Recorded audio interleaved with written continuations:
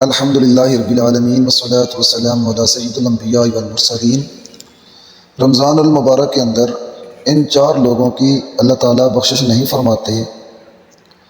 اللہ تعالیٰ رمضان شریف میں روزانہ افطار کے وقت ایسے 10 لاکھ آدمیوں کو جہنم سے خلاصی عطا فرماتے ہیں جو جہنم کے مستحق ہو چکے ہوتے ہیں، اور جب رمضان کا آخری دن ہوتا ہے تو یکم رمضان سے آخری رمضان تک جس قدر لوگ جہنم سے آزاد کیے گئے ہوتے ہیں ان کے برابر اس ایک دن میں آزاد فرماتے ہیں۔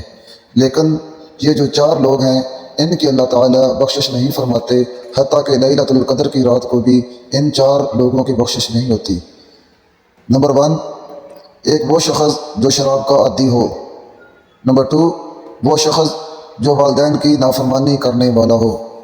نمبر 3، وہ شخص جو قطع رحمی کرنے والا ہو اور ناتا توڑنے والا ہو، مطلب رشتہ داروں کے ساتھ قطع تعلقی کرتا ہو، رشتہ داروں کے ساتھ حسن سلوک نہ کرتا ہو۔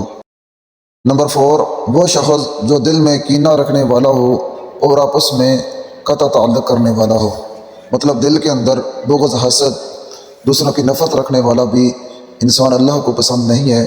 تو لہٰذا یہ چار لوگ ہیں کہ ان کی اللہ تعالیٰ بخشش نہیں فرماتے۔